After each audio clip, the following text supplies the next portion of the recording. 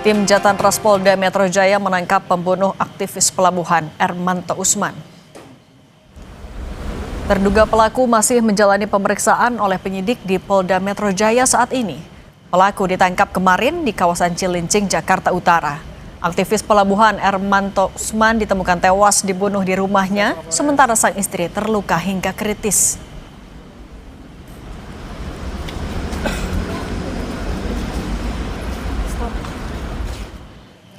Ini adalah foto terduga pelaku pembunuhan aktivis pelabuhan Ermanto Usman.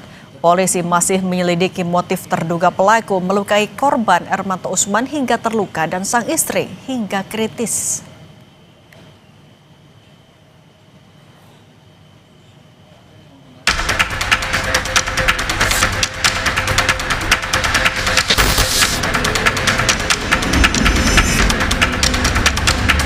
Lemari emang posisinya terbuka. Waktu saya masuk itu lemari itu terbuka, tapi tidak ada satu barang pun yang diambil. Itu banyak sekali dokumen-dokumen dan juga beberapa barang yang berharga. Proses masuknya pelaku ke dalam rumah, terus proses masuknya tanpa ada kerusakan sedikit pun. Keluarga Ermanto Usman, aktivis pelabuhan yang ditemukan tewas di rumahnya, masih mencurigai sejumlah kejanggalan terkait penyebab kematian ayahnya. Keluarga masih yakin jika ayahnya tewas diduga karena dibunuh, bukan semata-mata karena perampokan. Pasalnya, selain tak ada barang berharga yang hilang, sang ayah dikenal sebagai aktivis pelabuhan yang kritis membahas kasus korupsi. Kalau saya melihat sendiri kondisinya sepertinya ini adalah tindak pidana pembunuhan ya. Jadi emang ayah saya ketua Serikat Pekerja pada waktu itu di salah satu anak perusahaan dari BUMN ya. Gitu. Ayah saya sudah lama berkecimpung di pelabuhan ya. Gitu. Jadi waktu itu sempat ada mengungkit kasus yang dilakukan, praktik yang dilakukan, korupsi yang dilakukan oleh perusahaan tersebut. Purnawirawan Polri yang juga mantan Wakil Kepala Badan Siber dan Sandi Negara, Dharma Pongrekun meyakini pelaku yang merampok dan menganiaya Ermanto Usman sudah mengamati rumah korban sejak lama. Hal ini terlihat dari minimnya kerusakan di kawasan tempat kejadian perkara. Mendelep ke dalam, jadi ada congkelan itu, ya? dia ada effort tenaga, ya. Lukanya ini kan cuma luka serempet gitu ya. Apalagi kalau membuka paksa ya? Oh iya dong. Oke. Apalagi kalau di dalamnya dikunci. Ya, berarti ya menurut pengalaman saya situasi lokasi TKP ini sudah digambar oleh para pelaku. Situasi rumah ini sudah digambar berhari-hari bahkan berminggu-minggu sebelum.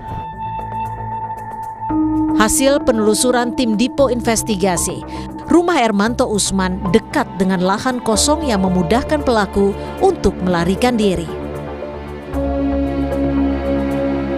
Satu pijakan yang sekali lagi sangat memudahkan bagi seseorang jika ingin masuk ke area perumahan Prima Lingkar Asri. Saya akan coba buktikan saudara seberapa mudah seseorang masuk melalui titik ini. Kini polisi masih menyelidiki motif kematian aktivis pelabuhan Ermanto Usman. Apakah benar dugaan perampokan disertai penganiayaan atau karena pembunuhan berencana?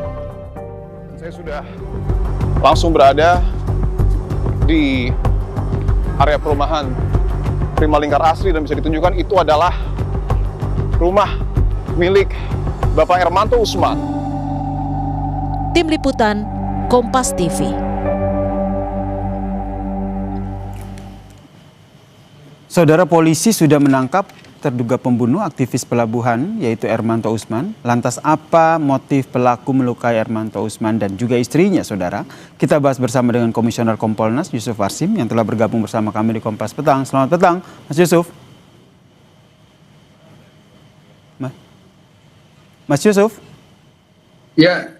Oke. Selamat sore. Selamat sore. Putus Yang ini pertama suara. ingin saya pastikan ke Mas Yusuf adalah apa benar pelaku sudah ditangkap, kapan dan di mana? Mas Yusuf, dapat informasinya? Secara resmi kita belum mendapatkan informasi terkait dengan detail adanya penangkapan terduga pelaku dugaan pembunuhan dan perampokan yang terjadi pada tanggal 2 Maret dini hari yang sebelumnya itu disebut sebagai Pak Sutri, korban perampokan. Seperti apa kronologi penangkapannya, kita belum bisa mendapatkan informasi resmi, namun kita menunggu rilis detail siapa terduga pelaku ini. Jadi Bung Yasir, ini kan sebenarnya kita pantau dalam 1 minggu ini yang peristiwa sebelumnya kan tidak dikemukakan adanya nama almarhum yang ini merupakan pensiunan JITC. Belakangan baru kemudian ini mencuat.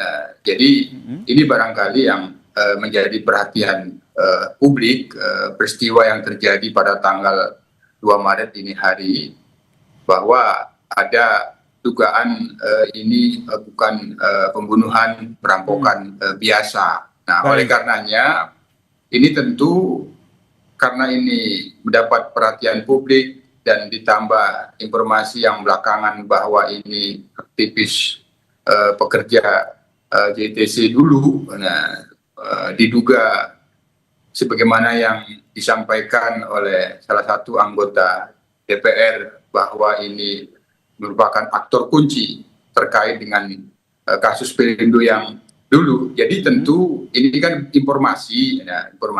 Tapi sejauh yang kami dapatkan informasi bahwa penyidikan kasus ini ya sebagaimana laporan awal diduga perampokan dan pembunuhan, ya perampokan biasa lah. Apa motifnya? Tentu ini yang akan didalami dan berarti masih menunggu ya penjelasan dari polisi terkait dengan apa motifnya begitu. Seperti kata Anda tadi Mas Yusuf bahwa ini juga akhirnya menimbulkan spekulasi begitu terkait dengan latar belakang korban begitu. Menurut Anda dari Kompolnas sendiri apa yang harus dilakukan polisi untuk menyampaikan duduk perkara dari kasus ini? Yang paling utama apa yang ada dalam fakta-fakta di TKP itu yang tentu sudah dikantongi, sudah dikumpulkan oleh penyidik hingga kemudian hari ini kita mendapatkan informasi resmi sudah melakukan penangkapan terhadap terduga pelaku. Nah, itu kan berdasarkan fakta-fakta dan bukti-bukti yang sudah dikumpulkan hingga mengarah kepada seseorang yang dicurigai, yang diduga sebagai patut terduga pelaku, kan itu. Nah, untuk selanjutnya pengembangannya ada pada motif. Apakah ini benar hanya perampokan biasa? Tentu fakta-faktanya kan harus didukung. Ada sempat mengambil barang-barang yang ada di dalam rumah milik korban. Misalkan seperti itu.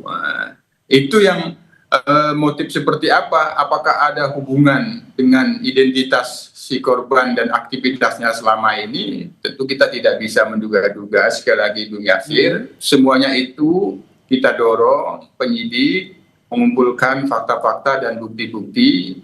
Memang apakah ini perampokan biasa atau bukan biasa? Itu yang kita kawal dan itu yang kita dorong. Dan selanjutnya tentu sekali lagi karena ini mendapatkan perhatian publik dan ada aktor anggota DPR yang menyebut bahwa korban ini bukan orang biasa, maka ini menjadi informasi penting tentu bagi penyidik. Tapi sekali lagi semuanya itu kita tidak bisa berspekulasi.